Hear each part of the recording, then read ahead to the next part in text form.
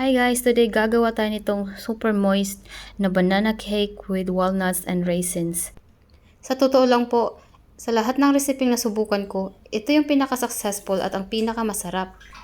Kaya simulan na natin. Unang-una guys, ay kailangan natin gumamit ng ganito kahinog na banana. Pag ganito na kasi kahinog, mas matamis na ito at mas magiging maganda ang resulta ng iyong cake. At ito na po ang the rest of the ingredients. All-purpose flour, eggs, walnuts, butter, raisins, brown sugar, baking powder and baking soda, at salt. Simulan na natin i-mash ang ating banana. Wire whisk ang gamit ko dito. At kung wala ka nito, pwede na ang fork o tinidor. Hindi kailangan sobrang fine ang pagka-mash mo. Yung parang liquid na siya. Yung ganito lang pwede na. I-add na natin yung eggs sa mash na banana.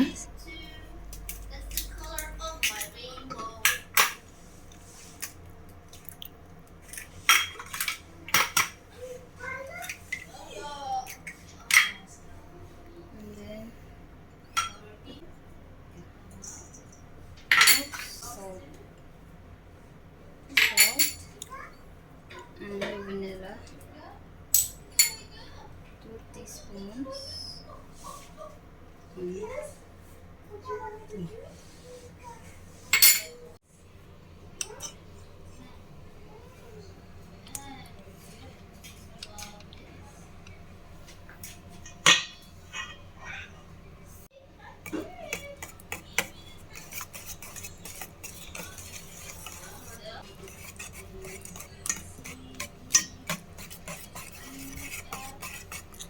Dito naman tayo sa dry ingredients.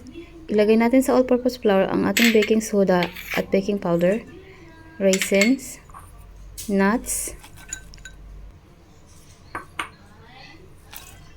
at haluin lang natin ito ng maigi. At ihalo na natin ang ating dry ingredients sa ating wet ingredients. Hinati ko lang to ng dalawa. Lahat po ng ingredients with exact measurements ay susulat ko po sa description down below.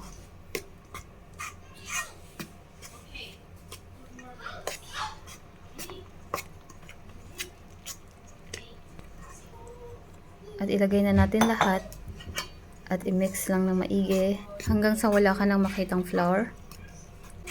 Kutsara lang ginamit ko dito guys kasi wala akong spatula. Mas maganda pag may spatula ka.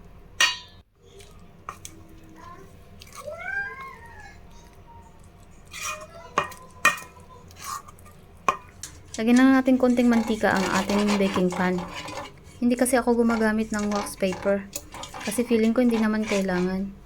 At kung meron kang rectangular na baking pan, mas maganda yun ang gamitin mo. Round lang ang available sa akin, kaya ito na ginamit ko. And you can go down. Okay.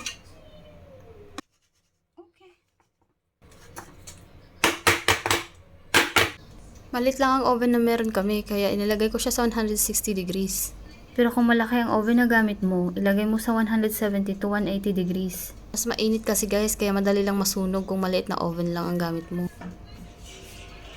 At i-bake na natin ito sa loob ng 45 to 50 minutes. O diba ang dali lang gawin? Kaya kung ako sa'yo, gawin mo rin ito. Ang sarap nito pang merienda sa buong pamilya. Healthy pa. At makalipas nga ang 45 minutes, ay kumuha ako ng toothpick at sinubukan ko ito. Tiningnan ko kung luto na. At luto na nga, wala nang basa yung toothpick.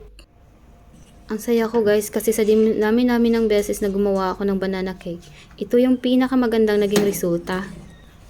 Gusto ko kasi sa cake ay medyo moist at hindi dry. At dito lang sa recipe na to nakuha ko yung gusto ko. Moist siya at tama lang yung timpla. Salamat po sa panonood at kung nagustuhan mo ang recipe na to, paki-like, comment and share naman po para po masuportahan ang aking page. Maraming salamat. Bye! See you in the next one.